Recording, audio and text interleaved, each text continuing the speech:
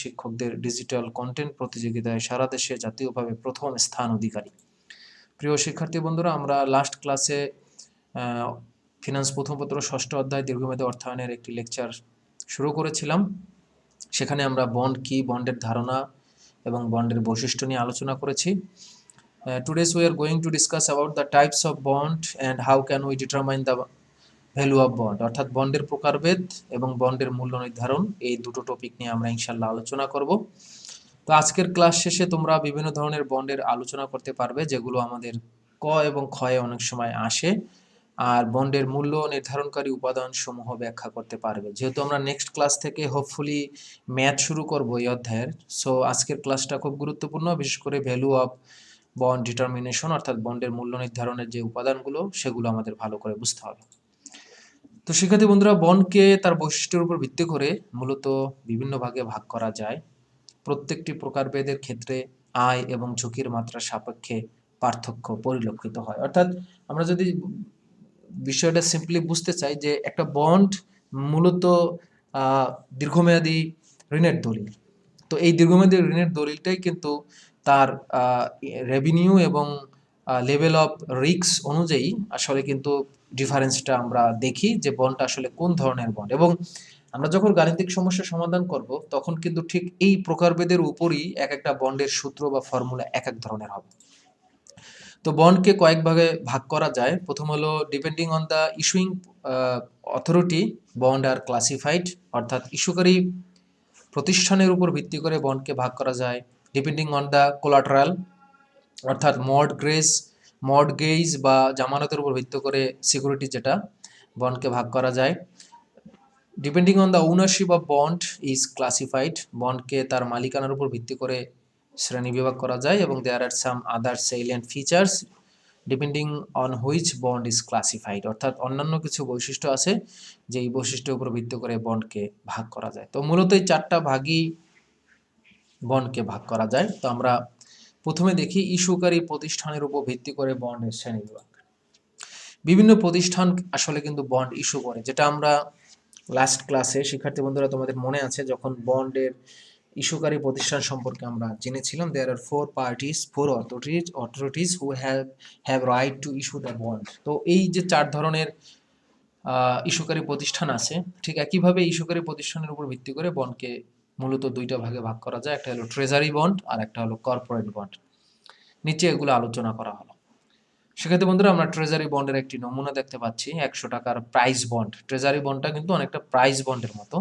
গণপ্রজাতন্ত্রী বাংলাদেশ সরকার অর্থাৎ গভর্নমেন্ট যে বন্ডটা ইস্যু করে, সরকার কর্তৃক ইস্যুকৃত দীর্ঘমেয়াদী বন্ডকে ট্রেজারি বন্ড বলে। ট্রেজারি বন্ড দেউলিয়ত্ব ঝুঁকি মুক্ত, অর্থাৎ you can invest in this bond without any risk because this is the risk free investment, cause bond that is issued by government is 100% risk free investment because government cannot be bankrupted, অর্থাৎ government কখনো দেউলিয়া হবে না।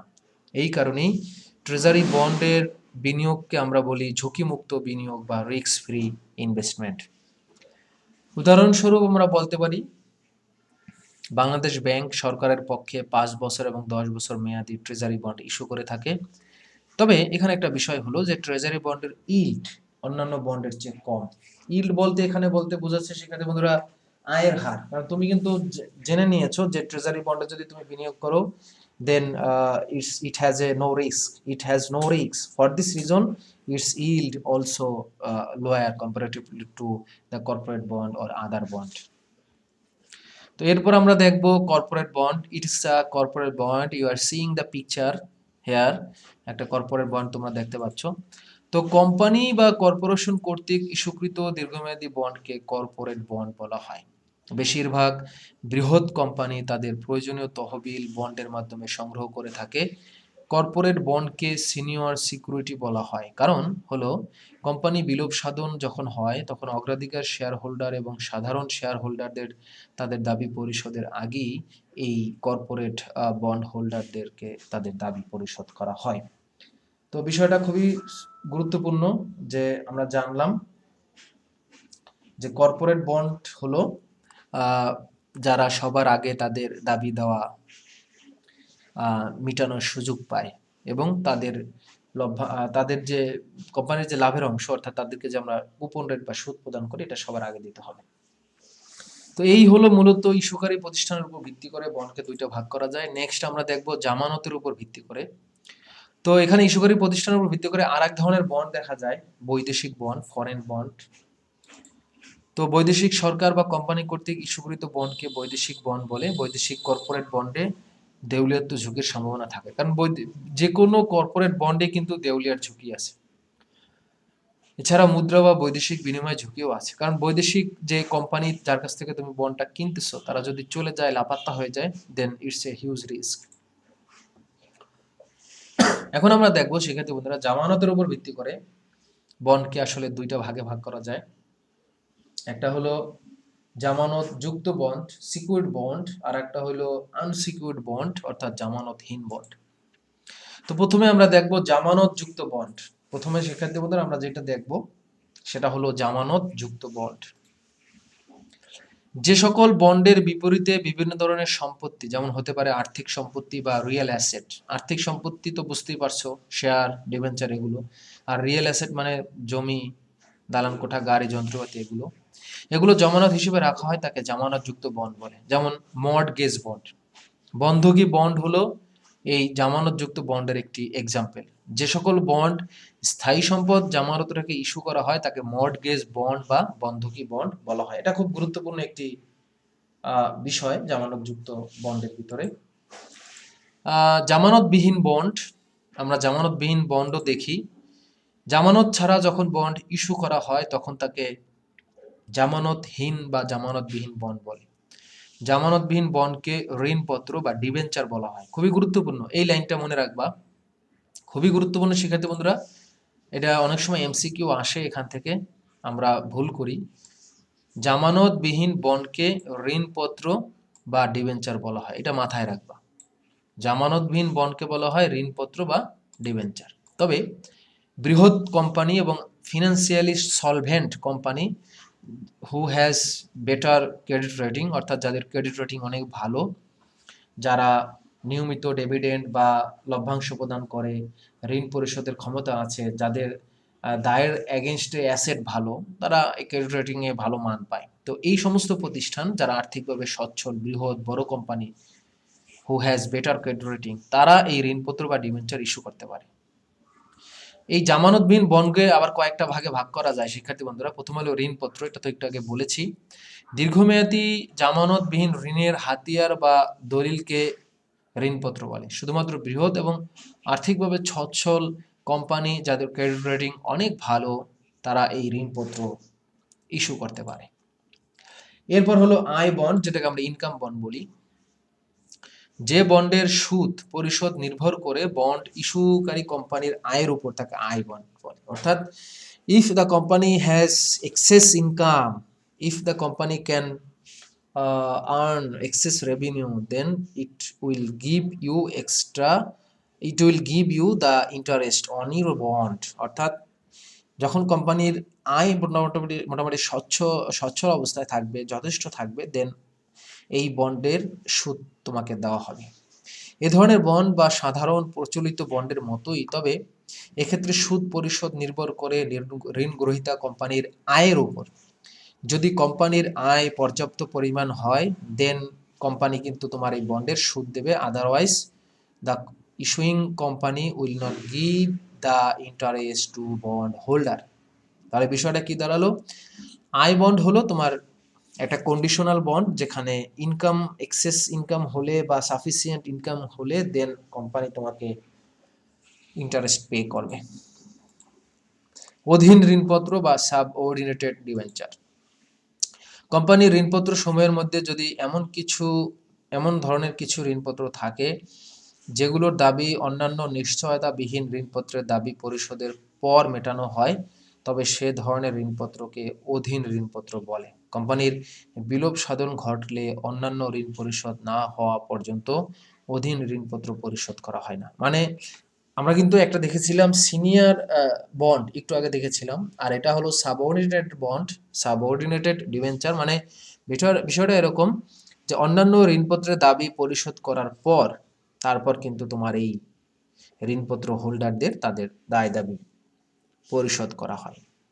এবং আরেকটা বিষয় হলো, company যদি লিকুইডেশনে যায়, কোম্পানি যদি বিলোপ সাধন হয়, তাহলে অন্যান্য ঋণপত্রের দায় পরিশোধ না হওয়া পর্যন্ত এই ঋণপত্র হোল্ডারদের তাদের দায় পরিশোধ করা হবে না। এই হলো জামানতবিহীন বন্ডের 3টা ক্যাটাগরি। এখন আমরা দেখবো শিক্ষার্থী বন্ধুরা, খুবই গুরুত্বপূর্ণ এবং ভাইটাল, সেটা হলো মালিকানার ভিত্তিতে বন্ডের শ্রেণীবিভাগ। মালিকানার ভিত্তিতে বন্ডকে মূলত 2টা ভাগে ভাগ করা যায়, বাহক বন্ড আর একটা হলো নিবন্ধিত bond.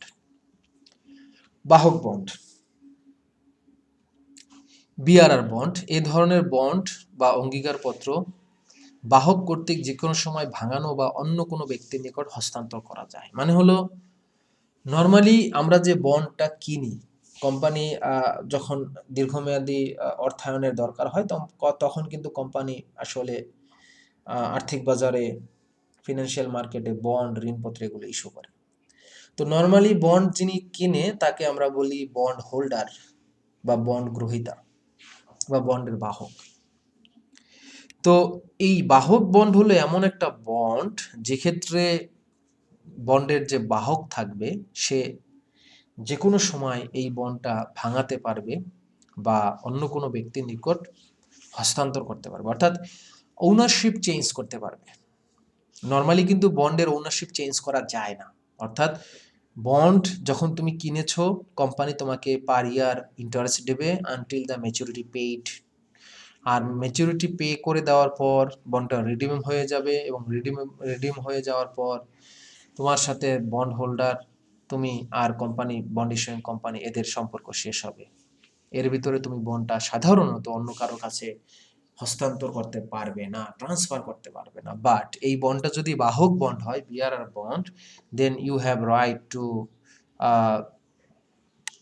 discount this bond at any time, or you can transfer this bond to any other person.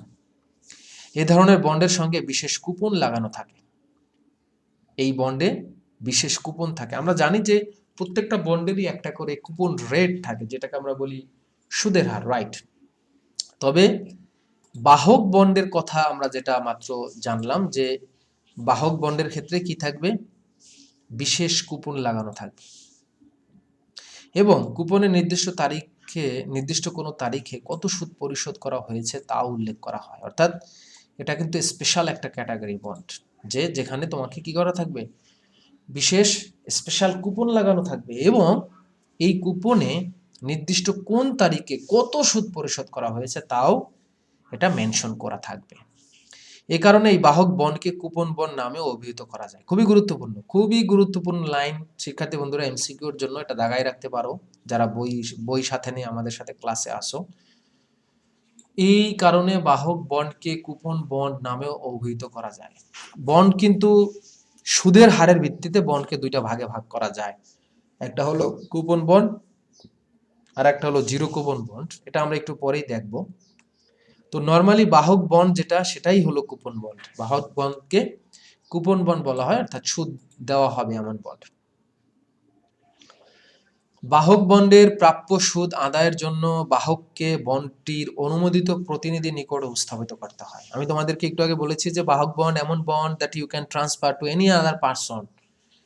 তো তুমি যদি তৃতীয় কোনো পক্ষের নিকট, এই যে দেখো নুরুল নামের এক ব্যক্তি, সে তার বন্ডটাকে আরশাদ নামের আর এক ব্যক্তির কাছে হস্তান্তর করেছে।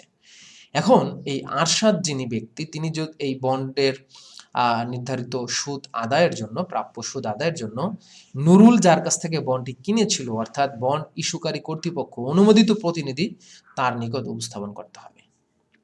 বাহক বন্ড ইস্যুকারী প্রতিষ্ঠান সাধারণত কোনো ব্যাংকে তার প্রতিনিধি হিসাবে নিয়োগ দেয়। মনে রাখবা, আমি একটু আগে বলেছি যে নুরুল যার কাছ থেকে কিনেছিল বন্ডটা, হয়তো পারে সরাসরি কিনেছে অথবা আন্ডার রাইটারের মাধ্যমেও কিনতে পারে, যেটাকে আমরা বলি এজেন্ট। অনেক সময় বন্ড ইস্যুইং কোম্পানি নিজে বন্ড বিক্রি না করে এজেন্টের মাধ্যমে, অবলেখকের মাধ্যমে, আন্ডার রাইটারের মাধ্যমে, যেটা একটা ব্যাংক এই আন্ডার রাইটিং রোল প্লে করে, তো এই প্রতিনিধির মাধ্যমেও বন্ডটা বিক্রি করতে পারে। তো নুরুল যদি প্রতিনিধির মাধ্যমে কিনে, তাহলে নুরুল কর্তৃক হস্তান্তরিত বন্ডটি যার কাছে থাকবে, এখন আরশাদের কাছে আছে। তো আরশাদ এই বন্ডের প্রাপ্য সুদ পাওয়ার জন্য সেই প্রতিনিধির কাছে বন্ডটি উপস্থাপন করতে হবে।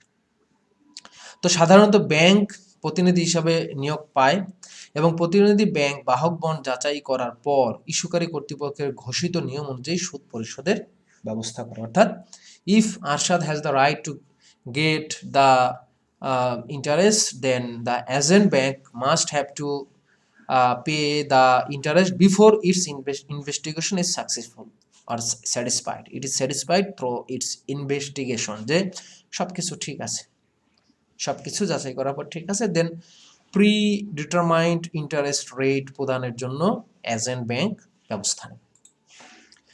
তো মালিকানার উপর ভিত্তি করে বন্ডকে আরেকটা ভাগে ভাগ করা যায়, যেটা হলো রেজিস্টার্ড বন্ড বা নিবন্ধিত বন্ড। সাধারণত প্রত্যেক বন্ডে ক্রমিক সংখ্যা থাকে, ঋণদাতার নাম, ঠিকানা এগুলো থাকে। তো এই ক্রমিক সংখ্যা, ঋণদাতার নাম, ঠিকানা এগুলো যদি লিখিত থাকে, রিটেন থাকে, then that type of bond is called as a registered bond. এ ধরনের বন্ড হস্তান্তর করতে গেলে কোম্পানির অনুমতি নিয়ে করতে হয়। শিক্ষার্থী বন্ধুরা, in case of BRR bond, it is unnecessary to get the approval before transferring to another person. In case of BRR bond এটা নেওয়ার দরকার নাই। অর্থাৎ বাহক বন্ডের ক্ষেত্রে তুমি ট্রান্সফার করবা অন্য কোনো ব্যক্তির কাছে, then you need not take any approval, pre approval অর্থাৎ অনুমোদন দেওয়ার দরকার নেই। But in case of registered bond, you have to take permission before transferring this bond to any other person. অর্থাৎ এই ধরনের বন্ড হস্তান্তর করতে হলে কোম্পানির অনুমতি নিতে হবে। কোম্পানি বলতে the authority who has issued this bond. এবং কোম্পানির বন্ড ধারকের বিবরণ সংশোধন করে দেয়। অর্থাৎ নতুন যদি ট্রান্সফার হয়, মানে নুরুল তো এখন আর বন্ডের ধারক না, he has converted his ownership to Arshad. তার মানে now Arshad is the bearer of this bond. So company has to rectify the new name, rename the owner of bond, bearer of bond. তো company নিবন্ধিত bond সমূহ তালিকাভুক্ত করে এবং ধারকের নাম পরিবর্তন হলে তালিকায় সংশোধন করতে হয়। তো মালিকানার উপর ভিত্তি করে শিক্ষার্থী বন্ধুরা বন্ডকে মূলত এই দুটো ভাগে ভাগ করা যায়। এখন আমরা দেখব there are some other features depending on these features bond can be classified in some classification. সেই ক্লাসিফিকেশন গুলো এখন দেখব। খুবই গুরুত্বপূর্ণ এবং অঙ্কের জন্য তো আরো ইম্পর্টেন্ট, সেটা হলো জিরো কুপন বন্ড। জিরো শব্দটার মানে হলো শূন্য। Normally a bond holder gets interest or coupon rate by purchasing bond from the issuing authority. Normally একজন বন্ড হোল্ডার কেন বন্ড কেনে? To get the interest paid each year from the issuing authority, প্রতি বছর company কর্তৃক প্রদত্ত সুদ পাওয়ার জন্য। But there are some different bond named zero coupon bond which has no interest rate, zero interest rate, এটাকে বলা হয় জিরো কুপন বন্ড। অর্থাৎ যে বন্ডের ক্ষেত্রে বন্ডের ধারককে কোনো প্রকার সুদ প্রদান করা হয় না, interest rate zero, coupon rate zero, শূন্য, কোনো সুদ দেওয়া হয় না, this type of bond is called zero coupon bond. এখন প্রশ্ন হলো, why should a bond holder purchase this bond? Because here is no interest. So what is the place of getting income from this bond by the bondholder? Should bondholder buy this bond? No, because there is no interest rate. So what will be the revenue of bondholder to purchase this bond? এই বন্ডটা কেনার পর bond হোল্ডারের কি লাভ হবে? সাতা লাভ হবে। কেন সাতা লাভ হবে? কারণ এখানে কোনো সুদ নাই, কোনো ইন্টারেস্ট নাই। Normally bond holder purchase a bond to get the interest rate paid by the issuing authority, but here is no interest, zero interest. তারপরও এই বন্ডটা বন্ড হোল্ডার কিনবে কেন? এ সকল বন্ড বাট্টায় বিক্রি করা হয়। That means zero coupon bond is sold at discount rate. Zero coupon bond is sold at discount rate. Zero coupon bond বাট্টায় বিক্রি করা হয় এবং মেয়াদ শেষে বন্ড ইস্যুকারী প্রতিষ্ঠান বন্ড হোল্ডারের নিকট হতে এটি পুনঃক্রয় করে। তার মানে এখানে আমরা বলতে পারি যে this is a bond which can be issued at zero rate, but it is sold at discount rate, and at the maturity time bond issuing authority repurchase this bond from the bond holder and pay the face value. মানে লিখিত মূল্য bond হোল্ডারকে পরিশোধ করা হবে। বিষয়টা কিরকম? আমি হয়তো এখানে একটু হালকা একটু ঘষা দিয়ে বুঝাই দিচ্ছি। ধরো এই বন্ডটার লিখিত মূল্য হলো, ধরলাম আমরা সাপোজ 1500 টাকা। এই বন্ডটার লিখিত মূল্য হলো 1500 টাকা। ওকে, বাট এই বন্ড বিক্রয় হবে ধরো 1200 টাকা। তার মানে এই বন্ডটা কিসে বিক্রয় হলো? 300 টাকা বাট্টায়। 300 টাকা বাট্টায়। ওকে, তো এই বন্ডটার মেয়াদ আছে মনে করো 5 বছর। তার মানে 5 বছর পরে যখন বন্ডটা ম্যাচুরিটি ডেটের টাইম ঘনিয়ে আসবে, তখন কোম্পানি কি করবে? হ্যাঁ, একটা ভুল করছি। আচ্ছা সমস্যা নাই, এটা 3000 দিয়ে দিই, তাইলে হয়ে গেল। তো ম্যাচুরিটি টাইমে 5 বছর পরে কোম্পানি কি করবে?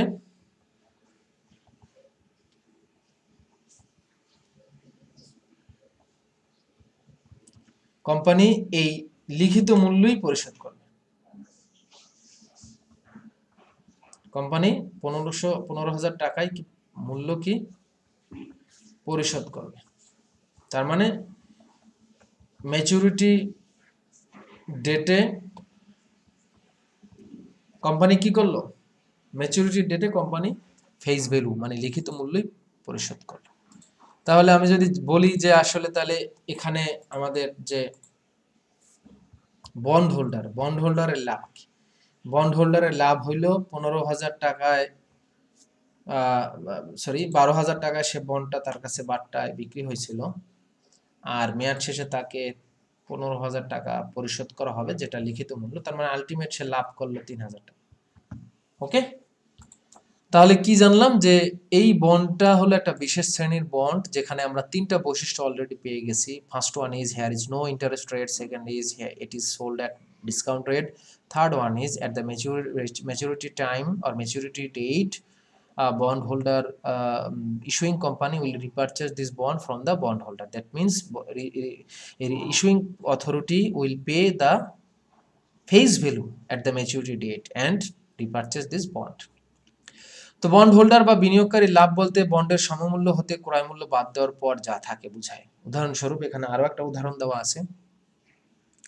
এসিআই কোম্পানি 5 বছর মেয়াদী 20% রূপান্তরযোগ্য জিরো কুপন বন্ড 660 টাকায় ইস্যু করেছে, যার লিখিত মূল্য 1000 টাকা। তার মানে 1000 টাকা হলো ফেস ভ্যালু, বাট এই বন্ডটা ইস্যু করা হয়েছে ডিসকাউন্টে, অর্থাৎ 660 টাকায়। এক্ষেত্রে বন্ড হোল্ডার বা বিনিয়োগকারী মেয়াদ শেষে 1000 টাকা পাবে। বন্ড হোল্ডার কত পাবে মেয়াদ শেষে? 1000 টাকা। সুতরাং আমাদের যে বিনিয়োগকারী তার লাভ হইল কত? 393 টাকা। অর্থাৎ লিখিত মূল্য তাকে পরিশোধ করা হবে, কিন্তু তার কাছে বিক্রি হয়েছিল ডিসকাউন্টে। তার মানে এইটা হলো তার লাভ। এখন আমরা দেখব শিক্ষার্থী বন্ধুরা পরিবর্তনশীল সুদযুক্ত বন্ড। পরিবর্তনশীল সুদ মানে এখানে ফিক্স রেট, কোনো ইন্টারেস্ট রেট নাই। ইন্টারেস্ট রেটটা ফ্লোটিং করবে, ফ্লাকচুয়েট করবে। যেসব বন্ডের সুদের হার বা কুপন রেট স্থির থাকে না, অর্থাৎ নির্দিষ্ট সময় অন্তর অন্তর অথবা হতে পারে 6 মাস বা 1 বছর পর সমন্বয় করা হয়, তাকে পরিবর্তনশীল সুদযুক্ত বন্ড বা ফ্লোটিং রেট বন্ড বলে। অর্থাৎ here no fixed rate interest rate, coupon rate is not determined at fixed, coupon rate may change, interest rate may change after 6 months, after 3 months, after 9 months, or after 1 year, and new rate will be adjusted. This is called floating rate bond বা পরিবর্তনশীল সুদযুক্ত bond. মুদ্রাবাজার অথবা মূলধন বাজারের হারের পরিবর্তনের ভিত্তিতে একটি নির্দিষ্ট সেবা পর্যন্ত সুদের হার সমন্বয় করা হয়। অর্থাৎ আমরা জানি যে মানি মার্কেট বা ক্যাপিটাল মার্কেটের সূচক, বিশেষ করে ক্যাপিটাল মার্কেটের যে সূচক চেঞ্জ হয়, বাজারের হার পরিবর্তন হয়, ওই চেঞ্জ হওয়ার আগ পর্যন্ত এই সুদের হারটা সমন্বয় করা হবে। যখন ভবিষ্যৎ মুদ্রাস্ফীতি এবং সুদের হার অনিশ্চিত থাকে, তখন এই ধরনের বন্ড জনপ্রিয় হয়। অর্থাৎ অনেক সময় আমরা দেখি যে ইনফ্লেশন রেট খুব বেশি আনএক্সপেক্টেড অবস্থায় থাকে বা সুদের হার যখন একেবারেই আনসার্টেন থাকবে, তখন কিন্তু এই ধরনের বন্ড জনপ্রিয় হয়। যেমন আমাদের দেশে ২০১০ সালে ব্র্যাক ব্যাংক কোম্পানি লিমিটেড তারা 25% রূপান্তরযোগ্য অধীন বন্ড সাবঅর্ডিনেট বন্ড ইস্যু করেছে। আর সেক্ষেত্রে সর্বনিম্ন সুদের হার হলো 12.5%। অর্থাৎ এক্ষেত্রে এখানে একটা রেট তোমাকে অ্যাডজাস্ট করে বেঁধে দেওয়া হয়েছে এবং এরপর এই রেটটা আবার চেঞ্জ হবে একটা নির্দিষ্ট সময় পর, 6 মাস, 2 মাস, 8 মাস রেটটা চেঞ্জ হবে। এটাকে বলা হয় পরিবর্তনশীল সুদযুক্ত বন্ড। তলবযোগ্য বন্ড খুব ইম্পর্টেন্ট এবং এইটার উপরে আমাদের গাণিতিক সমস্যা আছে। কলেবল বন্ড। তলবযোগ্য বন্ড মানে হলো কলেবল বন্ড, অর্থাৎ কল করে। কল করা মানে কি? ডাকে না, আমার রোল কল করে না টিচার আমাদের ক্লাসে, তার মানে রোল কল করা মানে কল করা মানে ডাকা। তলবযোগ্য বন্ড হলো যে এমন এক ধরনের বন্ড, আমরা জানি যে when a company issue bond, when the company is in the insufficient of money, when the company isn't not the solvent position, company needs finance. For this result, company must have to issue bond to get the capital from the financial market through issuing the bond debenture. অর্থাৎ company যখন অর্থের ঘাটতি হয় বা big amount of money দরকার, capital দরকার, দেন কিন্তু company bond issue করে। এখন কোম্পানি বন্ড যতদিন বাজারে রাখবে ততদিন বন্ড হোল্ডারকে must have to pay interest, কোম্পানির সুদ পরিশোধ করে যেতে হবে, যেটা কোম্পানির জন্য ওয়ান অফ দ্য বার্ডেন বলা যায়। তো যখন কোম্পানি একটা সচ্ছল অবস্থায় চলে আসবে, আগের মতো সলভেন্ট অবস্থায়, তখন কোম্পানি এই বন্ডগুলো বন্ড হোল্ডারের কাছ থেকে কল করে নিয়ে যাবে যে প্লিজ আমাকে আমার বন্ডগুলো ফিরিয়ে দাও এবং তোমাদের লামসাম মানি নিয়ে যাও, তোমাদের যে ম্যাচুরিটি ভ্যালু সেটা নিয়ে দাও, আমরা বন্ড আর মার্কেটে রাখতে চাচ্ছি না। তো যে বন্ডের ক্ষেত্রে বন্ড ইস্যুকারী কোম্পানি বন্ডের মেয়াদ পূর্তির আগেই বন্ড হোল্ডারের নিকট হতে বন্ড ক্রয় করার অধিকার রাখে, তাকে তলবযোগ্য বন্ড বলে। তলবযোগ্য বন্ড মানে নির্দিষ্ট সময়ের আগেই বন্ডগুলো বন্ড হোল্ডারের কাছ থেকে নিয়ে যাওয়া হবে। ধর একটা বন্ড ইস্যু হয়েছে 10 বছরের জন্য, 2010 সালে একটা বন্ড ইস্যু করা হয়েছে 10 বছরের জন্য। সো এখানে ম্যাচুরিটি ডেট হলো 2020 সাল, but company if company issue callable bond, company has the right to call the bond from bond holder. অর্থাৎ এই 2020 সাল আসার আগেই কোম্পানি যদি চায় 10 বছর মেয়াদের আগেই বন্ড হোল্ডারের কাছ থেকে বন্ডগুলো পুনরায় ক্রয় করে নিতে পারবে। এটাকে বলা হয় তলবযোগ্য বন্ড। তবে এখানে একটা শর্ত আছে, যখন বাজার সুদের হার বন্ডের কুপন সুদের হারের কম থাকে, অর্থাৎ যে হারে কোম্পানি সুদ দিচ্ছে, যে হারে কোম্পানি সুদ দিচ্ছে এর চেয়ে যদি বাজার সুদের হার কম হয়, তখন কোম্পানি বন্ডগুলো তলব করে এবং এটা কোম্পানির জন্য একটা লাভজনক অবস্থা। কেন?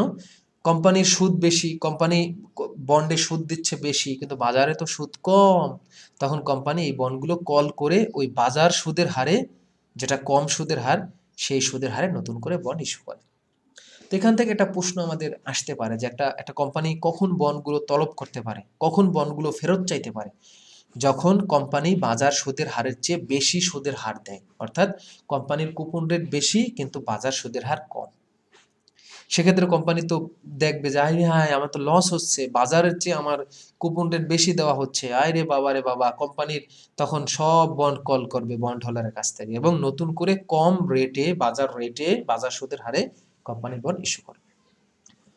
এরপর আমরা আরেক ধরনের বন্ড দেখব, যেটা হলো পুট বন্ড। পুট বন্ড হলো তলবযোগ্য বন্ডের টোটালি বিপরীত অবস্থা।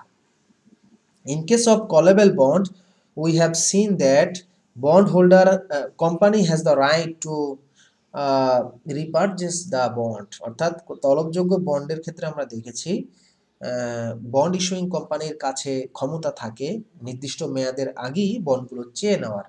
আর পুট বন্ড হলো bondholder possess some right to submit or to sell the bond to bond issuing company. অর্থাৎ নির্দিষ্ট মেয়াদের আগে বন্ড হোল্ডারের অধিকার রাখে বা ক্ষমতা রাখে বন্ডগুলো কোম্পানির কাছে ফেরত দেওয়া বা বন্ডগুলো কোম্পানির কাছে বিক্রি করে টাকা সংগ্রহ করা। এই যে ক্ষমতাটা, এই ক্ষমতাটা থাকে পুট বন্ডে, বন্ড হোল্ডারের ক্ষমতা থাকে পুট বন্ডে, আর বন্ড ইস্যুইং অথরিটির ক্ষমতা থাকে কলেবল বা তলবযোগ্য বন্ডে।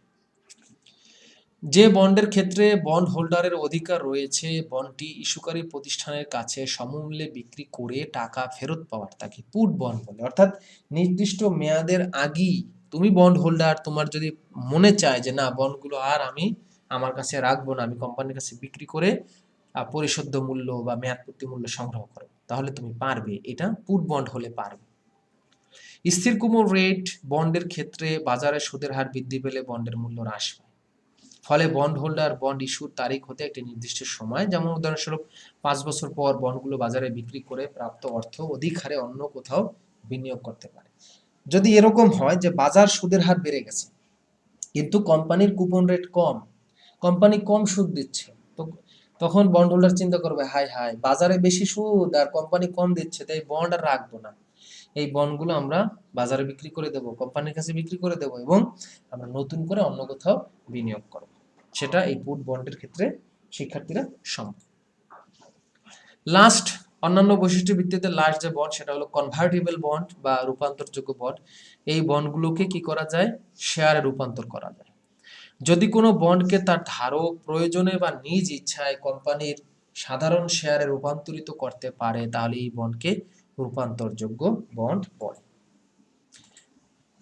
তবে এখানে কিছু শর্ত আছে। কোম্পানির এমন শর্তে বন্ড ইস্যু করতে পারে যে তা প্রতি বছর একটি সুদ পরিশোধের মাধ্যমে পরিশোধ। আবার এমন উল্লেখ থাকতে পারে যে বন্ডের 5 বছর মেয়াদে 50% রূপান্তরযোগ্য, যার অর্থ হচ্ছে সুদ পরিশোধের ধারায় 5 বছরে বন্ডের 50% পরিশোধকৃত হয়ে যাবার পর অবশিষ্ট মূল্য যেটা থাকবে সেটার জন্য আমরা সেটাকে শেয়ারে রূপান্তর করে দেব। অর্থাৎ উক্ত বন্ডের ধারক অবশিষ্ট মূল্যের সমমানের শেয়ারের অধিকারী হবে। অর্থাৎ যখন বন্ড হোল্ডার ছিল তখন ছিল পাওনাদার, এখন এটা শেয়ারে রূপান্তর হয়ে যাওয়ার কারণে তারা কোম্পানির মালিক হবে।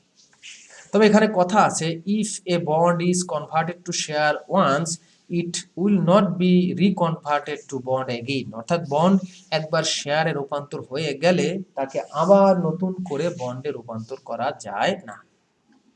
আমাদের দেশে 2010 সালে এসিআই কোম্পানি 5 বছর মেয়াদি 20% রূপান্তরযোগ্য জিরো কুপন বন্ড ইস্যু করেছে। এক্ষেত্রে 5 বছর পরে বন্ডের লিখিত মূল্যের 20% সাধারণ শেয়ারে রূপান্তরিত হবে এবং বন্ডের লিখিত মূল্যের 80% নগদ অর্থে রূপান্তরিত হবে। এটা একটা উদাহরণ জাস্ট।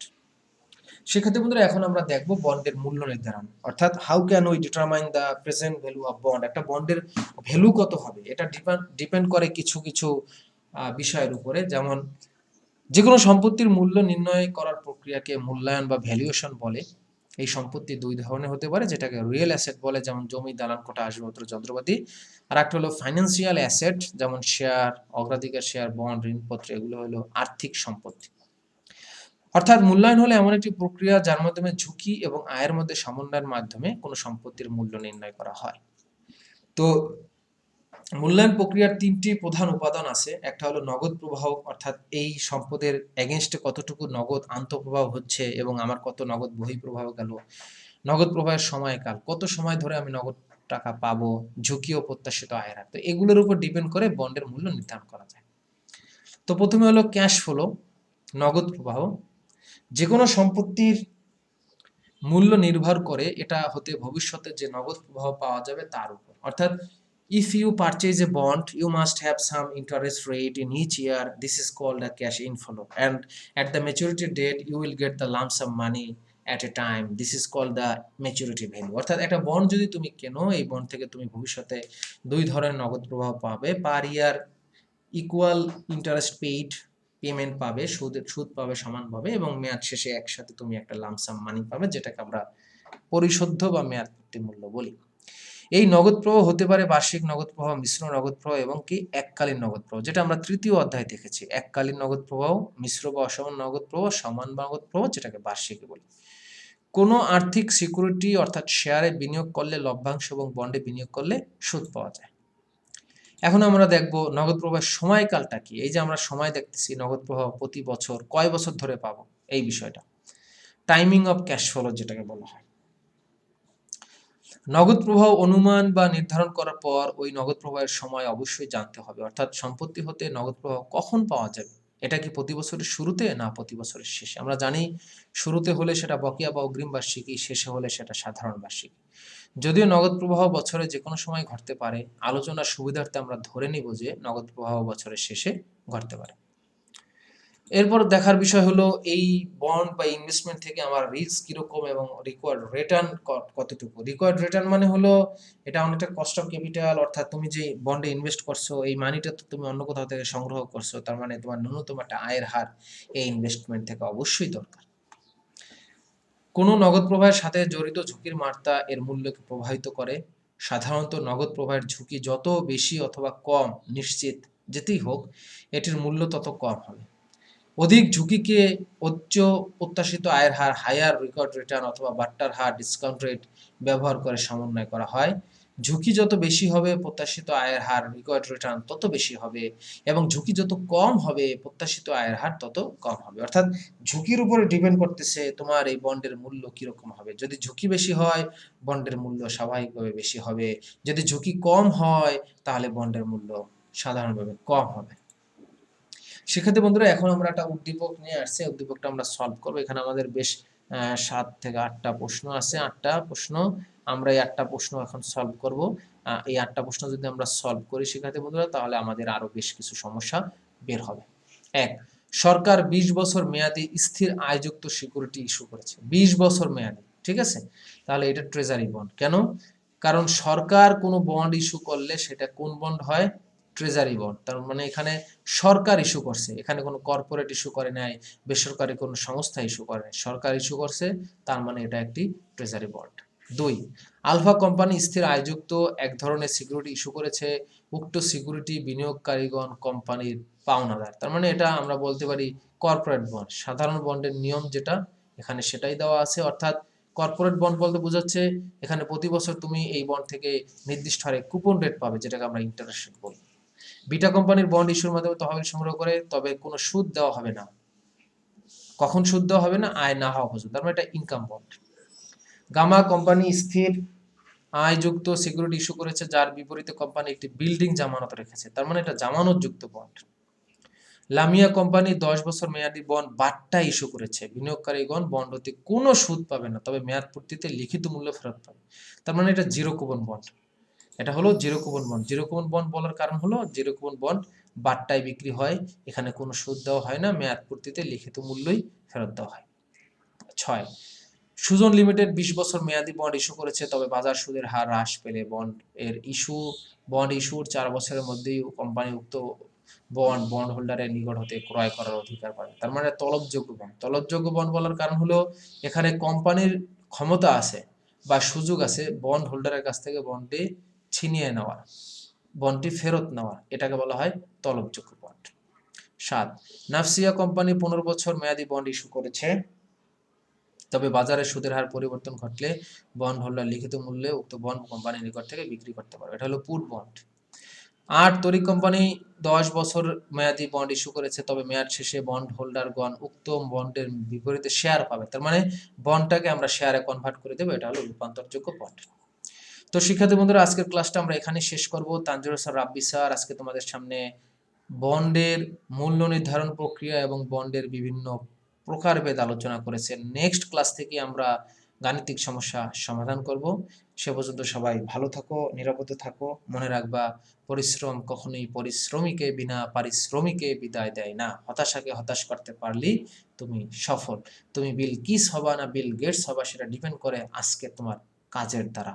তোমার ব্যাংকে টাকা থাকবে না তুমি মানুষের কাছে ঋণী থাকবা, সেটা ডিপেন্ড করে তোমার আজকের পড়াশোনার গতির উপরে। ভালো পড়াশোনা করলে ভালো চাকরি পাবা, সলভেন্ট থাকতে পারবা। Otherwise you have to be liquidate, bankrupted হওয়ার সম্ভাবনা থেকে যায়। সবাই ভালো থাকবা। আসসালামু আলাইকুম।